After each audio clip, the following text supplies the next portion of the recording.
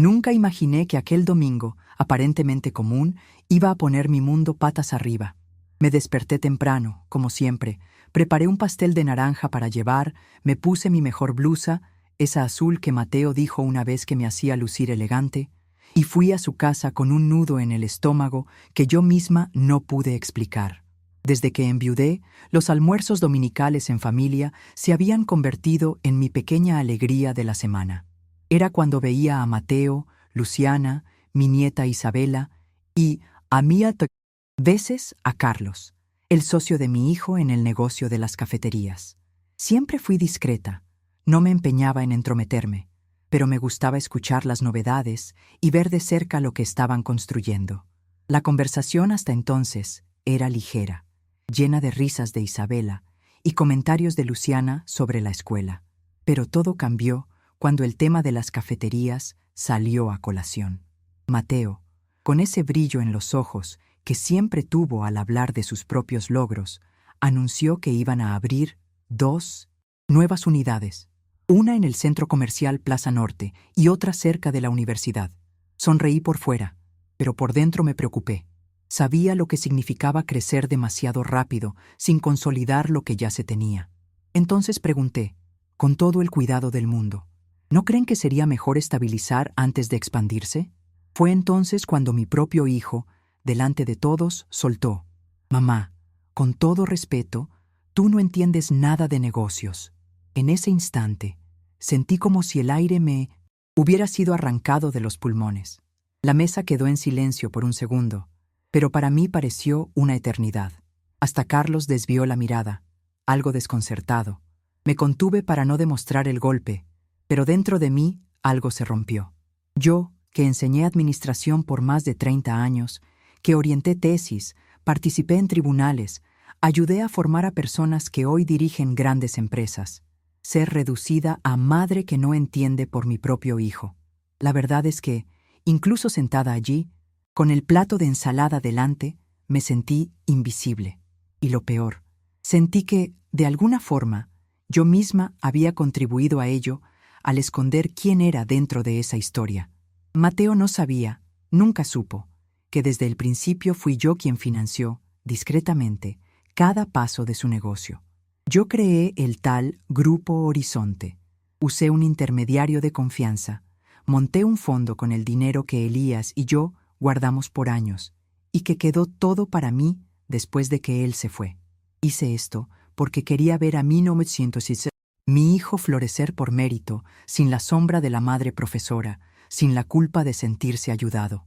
Pero escuchar esas palabras me hizo darme cuenta de que, al protegerlo demasiado, me apagué. Y en ese momento, lo supe, necesitaba cambiar aquello. No por venganza, no por ego, sino por respeto a todo lo que construí, y también por nosotros dos. Esa noche, en casa, apenas pude dormir. Me quedé acostada mirando el techo, con la cabeza dando 1000 vueltas. Era como si cada recuerdo de mi carrera, cada sacrificio, cada hora extra corrigiendo exámenes u orientando trabajos, adquiriera un nuevo peso. ¿Cómo pude aceptar ser tratada como una figurante en la propia historia que ayudé a escribir? No se trataba solo de orgullo herido, era más profundo que eso. Era sobre identidad, sobre no ser reconocida como la mujer que soy, no solo madre, sino una profesional que renunció a muchas cosas para darle a su hijo la oportunidad de construir algo propio. Pero ahora veía con claridad. Esconder mi contribución ya no servía a ningún propósito. Al contrario, estaba carcomiendo lo que quedaba de nuestra relación. El lunes llamé a Rodrigo, el abogado y consultor que siempre representó al Grupo Horizonte. Le pedí que agendara una reunión con Mateo y Carlos en la sede administrativa de la empresa. No quería hacer escándalo, ni lavar los trapos sucios, sino mostrar con hechos que tenía algo que decir y que ellos necesitaban escuchar. Preparé una presentación minuciosa. Usé datos de 1950, mercado, análisis de la competencia, gráficos comparativos, todo basado en los informes internos de la propia cadena a los que tenía acceso, claro, como inversora. Pasé 2 días prácticamente sin comer, inmersa en los números, revisando cada diapositiva, ensayando mentalmente lo que diría. No dormí bien. pero curiosamente me sentí viva como hacía mucho tiempo no me sentía. El día de la reunión me puse una ropa discreta, pero elegante. Nada que llamara demasiado la atención, pero lo suficiente para mostrar que sabía dónde pisaba. Cuando entré en la sala de reuniones, los dos estaban allí. Mateo parecía confundido al verme, y Carlos, educado como siempre, se levantó para saludarme. Rodrigo ya había adelantado que la consultora senior del Grupo Horizonte quería presentar una propuesta estratégica para la expansión de la marca. Ninguno de los dos sabía que esa mujer era yo. Respiré hondo, encendí el proyector y comencé la presentación como tantas veces hice en congresos y conferencias, con claridad y seguridad, mirando a los ojos de cada uno. En pocos minutos, la sala quedó en silencio y me di cuenta de que realmente me estaban escuchando. Expliqué por qué abrir nuevas unidades tan rápidamente podría comprometer la liquidez del negocio. Mostré ejemplos concretos de quiebras por expansión mal planificada. Presenté estrategias de fidelización, mejoras operacionales y fortalecimiento de la marca antes de cualquier nueva filial. Carlos comenzó a tomar notas, e incluso Mateo, todavía algo desconfiado, parecía prestando atención de verdad. A estas alturas, mi corazón latía tan fuerte que temía que ellos lo notaran. Pero mantuve la compostura. Cuando terminé, Rodrigo me miró y dijo solo: «Excelente, Elena». Por primera vez en mucho tiempo, sentí que mi voz tenía peso de nuevo. Pero lo mejor aún estaba por venir. Después de la presentación, hubo un silencio de esos que incomodan.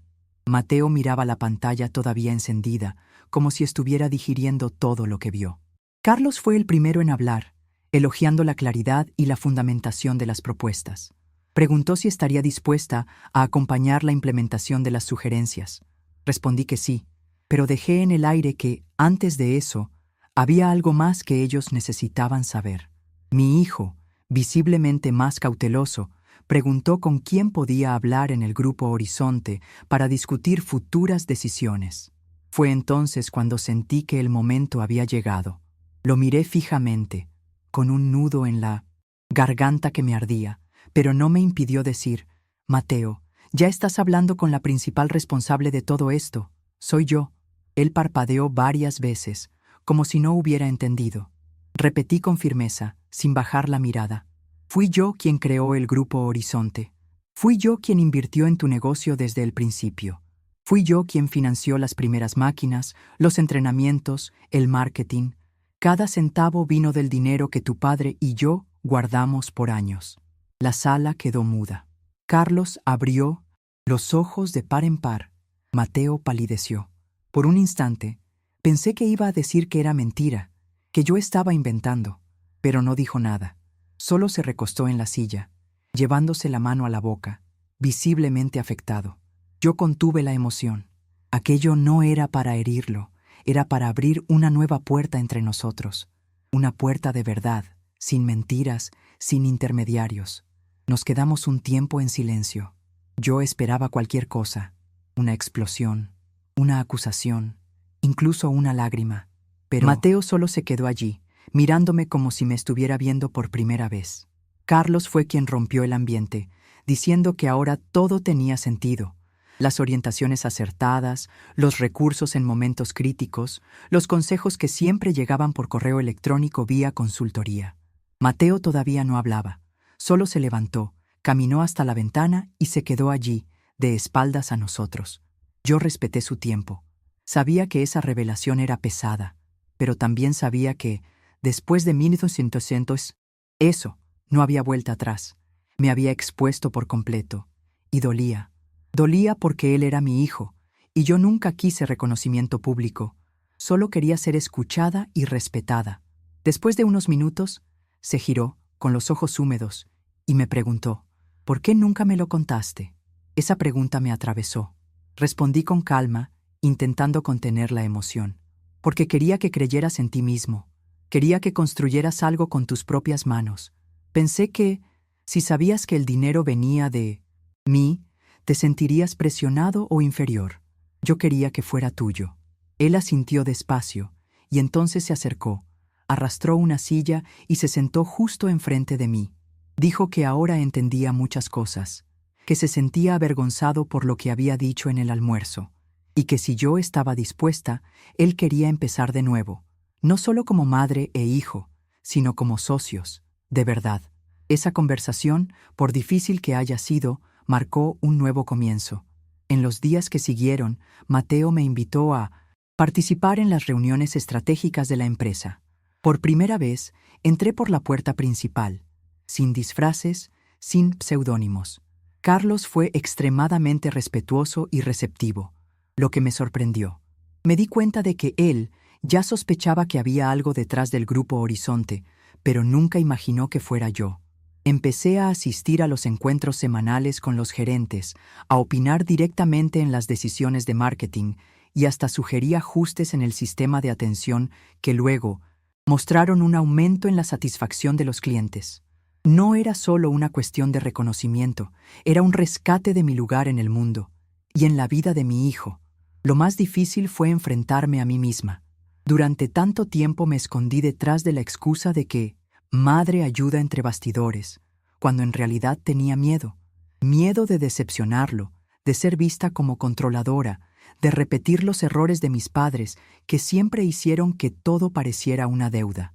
Pero al ver a Mateo, escuchándome con respeto, tomando en serio mis ideas y pidiéndome consejos sin sentirse disminuido, comencé a liberarme de ese peso. Nuestra relación, que había sido protocolaria durante años, comenzó a adquirir nuevos matices. Intercambiábamos mensajes fuera del horario de trabajo, él me enviaba fotos de Isabela e incluso empezó a llamarme jefa en tono de broma. Yo me reía, pero por dentro sentía una alegría casi infantil. Por primera vez me sentía completa de nuevo. Con el tiempo fuimos ajustando las cosas en la empresa. Mateo se dio cuenta de que esa expansión precipitada podría haberlo echado todo a perder. Reformulamos los planes, priorizamos mejoras internas, contratamos un equipo de análisis de datos más robusto y poco a poco vimos los resultados empezar a aparecer. La cafetería de la unidad central tuvo un aumento del 18% en la facturación en 3 meses. Fue un orgullo silencioso ver a mi hijo citando mis ideas en las reuniones sin vergüenza. Y mejor aún era verlo, compartiendo los créditos. En una de esas reuniones, él me miró y dijo: «Esta es la mente estratégica de nuestro negocio». Nadie allí sabía todo lo que había sucedido, pero esa frase, para mí, fue más poderosa que cualquier homenaje oficial. Pero el homenaje oficial también llegó. Cerca de 6 meses después de aquella conversación que cambió todo, la empresa inauguró la nueva unidad cerca de la universidad. Un espacio moderno, con concepto sostenible, menú ajustado al público joven y una propuesta de ambiente colaborativo que nació de una idea mía. El día de la inauguración, Mateo pidió la palabra delante de todos los empleados, proveedores y algunos invitados de la prensa local. Y allí, en el micrófono, con voz firme y ojos húmedos, él contó quién era Elena Ramírez de verdad. Habló de la profesora, de la inversora silenciosa, de la madre que estuvo detrás de todo desde el principio. Dijo que, sin mí, nada de aquello existiría, y que ahora, oficialmente, yo era socia de la cadena, con nombre en el contrato y todo. Me quedé allí, parada, sosteniendo el micrófono, mirando a esas decenas de rostros. Por un momento pensé que la voz no me saldría, pero entonces pensé en todas las mujeres que, como yo, fueron silenciadas, subestimadas o dejadas de lado después de cierta edad. Pensé en las colegas jubiladas que me decían que se sentían invisibles, como si su contribución tuviera fecha de caducidad. Y hablé, no con un discurso ensayado, sino con el corazón. Conté un poco de mi historia, sin dramatizar, pero dejando claro que nadie llega a donde llegué sin tragar muchos, eso no es para ti. Agradecí, claro, pero también dejé un mensaje, que todas las voces, principalmente las más experimentadas, merecen ser escuchadas, porque la sabiduría no tiene fecha y el respeto no debería tener hora. Al terminar, fui aplaudida de pie. Algunos empleados vinieron a abrazarme, otros dijeron que se emocionaron, que recordaron a sus propias madres o abuelas. Aquello me conmovió, más de lo que imaginaba. No era solo sobre mí y Mateo, era sobre algo más grande. Era sobre ocupar un espacio que históricamente nos fue negado. Cuando volví a casa esa noche, estaba exhausta, pero en paz. Me senté en la terraza con una copa de vino y pensé en Elías. Sé que él habría estado orgulloso. Soñamos con muchas cosas juntos, pero esta la realicé sola. Y no por venganza, sino por justicia. Era como si hubiera, al fin, encontrado mi propio horizonte. En las semanas siguientes a la inauguración, mi vida adquirió un nuevo ritmo. No era solo el trabajo en la empresa, sino la sensación de que, a los 67 años, todavía tenía mucho que construir. Recibí invitaciones para dar conferencias en universidades. Fui entrevistada por una radio local y hasta escribí un artículo sobre liderazgo femenino después de los 60, que se hizo viral en un grupo de exalumnos. Todo esto me tomó por sorpresa, confieso. Durante años acepté la idea de que mi tiempo había pasado, pero ahora, viendo todo lo que estaba sucediendo, me di cuenta de que no dejamos de ser relevantes solo porque envejecemos. La diferencia es que, muchas veces, somos nosotras mismas las que dejamos de ponernos en el mundo. Y yo estaba finalmente poniéndome. Mateo empezó a tratarme con un respeto que antes estaba reservado a otros. No es que haya sido un mal hijo, nunca lo fue, pero había una barrera invisible entre nosotros, construida por la dinámica de la madre que cuida y el hijo que necesita probarse a sí mismo. Aquello ahora estaba deshecho. Él me escuchaba con atención, me consultaba antes de decisiones importantes y hasta me mandaba mensajes solo para saber si estaba bien. A veces llamaba a mitad del día solo para decirme que me quería. Cosas pequeñas, pero que me hacían llorar sola después. La relación que construimos después de la revelación era más bonita que cualquier cosa que hubiera podido imaginar. Por primera vez me sentía vista como mujer, como profesional y como madre. Un día, mientras organizábamos juntos los materiales para una nueva campaña de la cafetería, Mateo me entregó un sobre. Dijo que era un regalo simbólico. Lo abrí y encontré una copia actualizada del contrato social de la empresa. Allí, entre los nombres, el mío, Elena Ramírez, socia y consultora estratégica. Mi corazón se encogió. No era por el dinero, ni por el título. Era por la validación, por el reconocimiento explícito de algo que siempre existió, pero que nadie nunca había puesto en el papel. Él me miró y dijo: «Ahora está todo bien. Estás aquí oficialmente, como siempre deberías haber estado».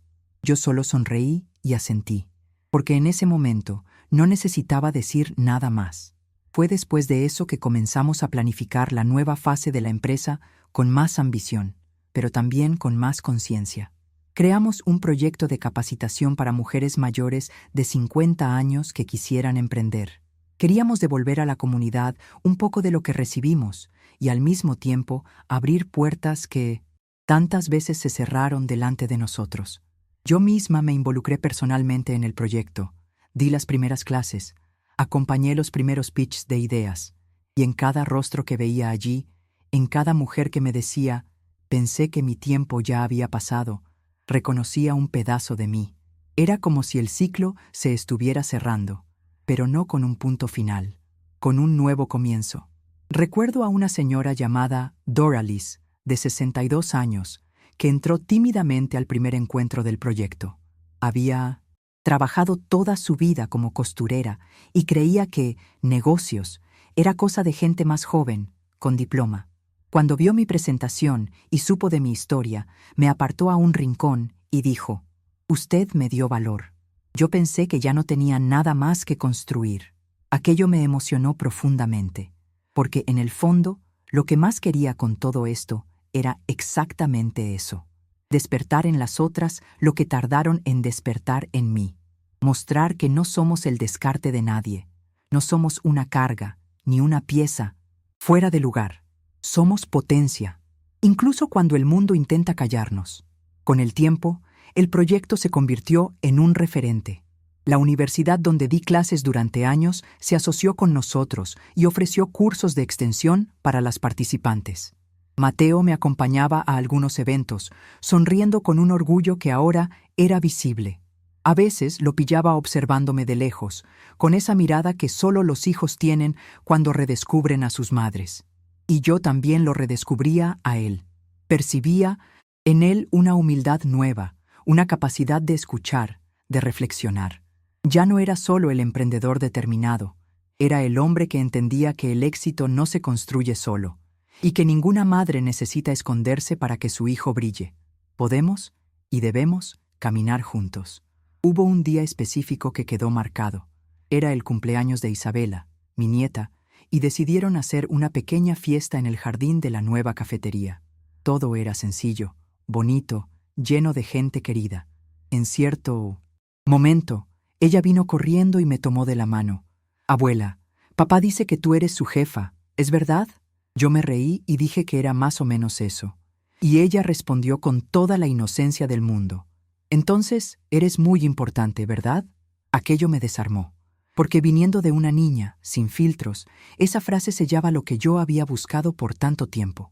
Ser vista, ser reconocida, ser simplemente alguien que importa. Ese mismo día, Mateo me llamó aparte. Estaba algo emocionado, sosteniendo un plato de brigadeiro. Dijo: «Mamá, quería pedirte disculpas, no solo por el almuerzo de aquel día, sino por todos los momentos en que te traté como si te hubieras quedado atrás. Nunca te quedaste». Aquellas palabras me conmovieron. Le di un abrazo apretado, sin responder, porque hay cosas que no necesitamos verbalizar. Yo ya lo había perdonado, y más que eso, también había aprendido a perdonarme a mí misma, por haberme escondido tanto tiempo, por haber pensado que el amor de madre siempre tenía que ser discreto, siempre silencioso. Allí, abrazada a mi hijo, supe, finalmente me había encontrado, y me había hecho encontrar. A partir de ahí, empecé a valorar aún más mis propias elecciones. Dejé de pensar que todo lo que hacía necesitaba ser útil para los demás. Volví a escribir textos, reflexiones, incluso ideas para un libro sobre mujeres que empiezan de nuevo después de los 60. Algunas amigas de la antigua universidad empezaron a reunirse conmigo para intercambiar experiencias, y formamos un pequeño grupo que se bautizó como Horizontes Visibles, en homenaje a aquel nombre ficticio que, irónicamente, acabó cambiando mi vida de verdad. Nos reíamos de eso, pero en el fondo sabíamos que no era solo una coincidencia. Era un símbolo, un recordatorio de que, incluso cuando parecemos apagadas, todavía hay luz esperando ser encendida. Fue en ese proceso que me di cuenta de cuánto la vida puede sorprendernos, incluso cuando creemos que ya lo hemos visto todo. Nunca imaginé, a los 67 años, volver al mundo corporativo, ser socia de una cadena de cafeterías, dar entrevistas, dar conferencias y ser llamada a inspiración. Pero sucedió. Y no porque fuera en busca de fama o gloria. Sucedió porque, en el fondo, todo lo que quería era ser escuchada, ser respetada. Y cuando eso sucede, cuando finalmente ocupamos el espacio que siempre fue nuestro, todo cambia. La relación con los demás cambia, pero, sobre todo, la forma en que nos miramos en el espejo cambia. Y eso, para mí, fue el mayor regalo de todos. Incluso con toda esta transformación, todavía me encuentro recordando aquel almuerzo de domingo. No con rencor, sino con una especie de extrañeza, porque fue un momento pequeño, casi banal, pero que llevaba años de silenciamiento acumulado. La frase de Mateo aquel día no fue solo sobre negocios, fue sobre cómo muchas veces las personas que más amamos no logran vernos por completo. Y, quizás, yo misma alimenté eso al aceptar ese papel invisible. Pero, ahora, mirando hacia atrás, veo que aquel choque fue necesario. Fue el punto de inflexión. A veces, es necesario que algo duela para que nos levantemos. Y aquel día, me levanté para siempre. Hoy, la cadena de cafeterías va muy bien. La unidad de la universidad se ha convertido en un punto de encuentro para estudiantes, profesores y gente de la comunidad. Y yo sigo allí, firme. Me empeño en estar presente, pero sin anularme, sin apagarme. Cuando alguien nuevo llega y pregunta quién soy, Mateo no duda. Ella es Elena, mi madre, mi socia, y la razón de que todo esto exista. No hay forma de describir lo que esto significa para mí. Cada vez que escucho esa frase, es como si cada minuto de silencio que viví hubiera valido la pena, porque ahora mi voz no solo es escuchada, es buscada, respetada y celebrada. Y eso no tiene precio. Hay días en que todavía me siento cansada. El cuerpo recuerda que ha vivido casi 7 décadas, y a veces el aliento no acompaña la voluntad. Pero es un cansancio. Diferente, ¿sabe? Un cansancio de quien está viva, de quien está en movimiento. Ya no ese peso de sentirse detenida en el tiempo, olvidada en los rincones. A veces me quedo sola en casa, sentada con mi café negro en la terraza, viendo el sol golpear las plantas que cuido con tanto cariño, y pienso, era esto, solo quería seguir formando parte, porque lo que más duele cuando envejecemos no es la piel que cambia o los cabellos blancos, es sentir que el mundo ya no tiene lugar para ti. Y ahora, sé, el mundo sí lo tiene. Una de las cosas que más me marcó fue un mensaje que recibí de una exalumna. Ella escribió: Profesora Elena, saber de su historia me dio fuerzas para empezar de nuevo. Siempre pensé que ya era demasiado tarde para mí. Ahora veo que no. Leí aquello llorando, porque allí estaba el sentido de todo. Mi trayectoria, mis caídas, mi elección de salir de las sombras, todo eso sirvió para encender a otras mujeres también. Y eso es lo que me mueve hoy.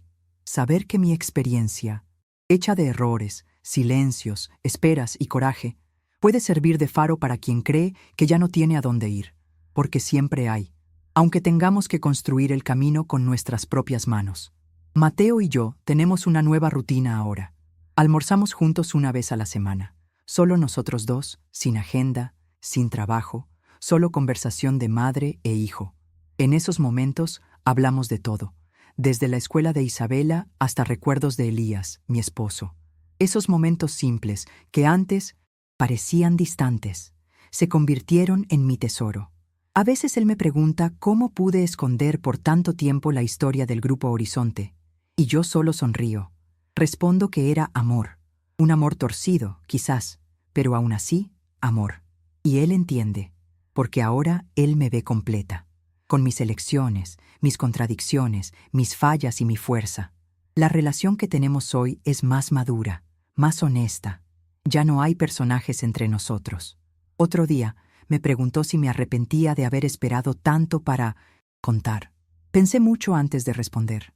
Dije que no, porque, aunque dolió, creo que todo sucedió como tenía que ser. Necesité aquel silencio para entender lo que realmente me importaba, y él también necesitó el choque para crecer. A veces, la vida es así.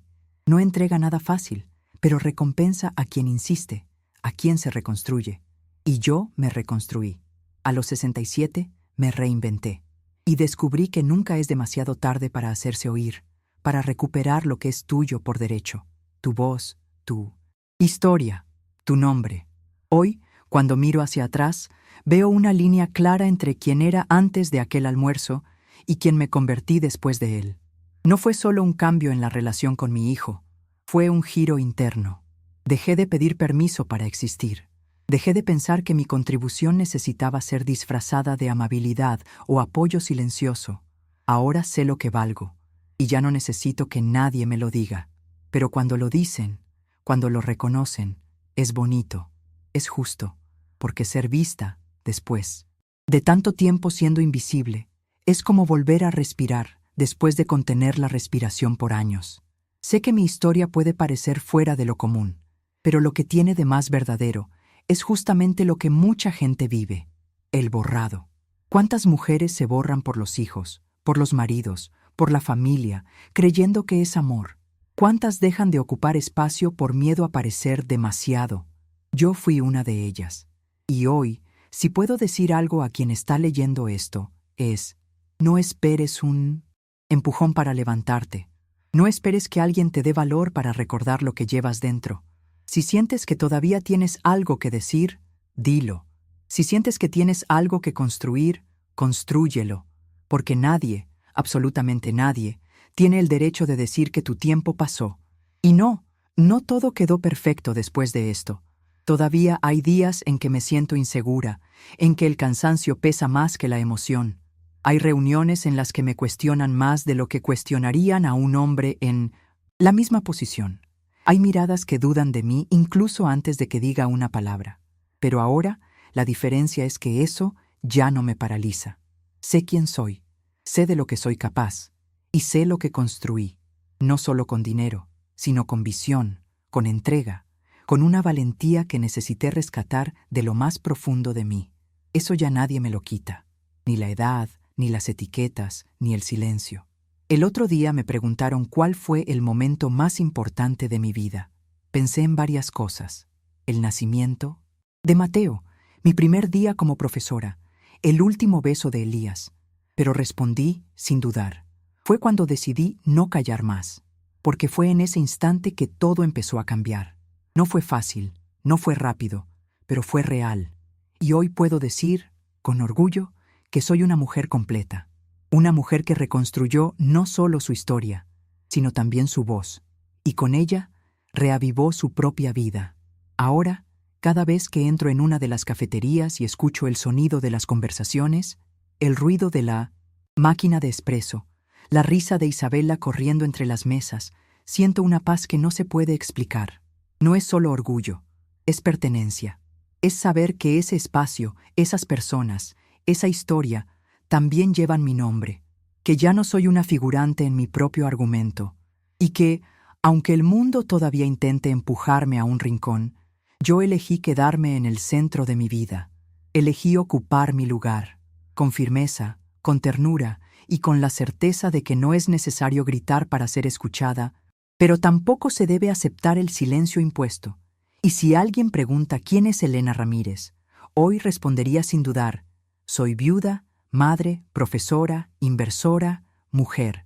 Pero sobre todo, soy alguien que, a los 67 años, se levantó por sí misma e hizo valer su propia historia. Y quizás por eso, este sea el capítulo más importante de mi vida, no porque terminé algo, sino porque tuve el coraje de empezar de nuevo. Y eso es lo que queda. No el dolor de lo que fue callado, sino la fuerza de lo que, al fin, fue dicho.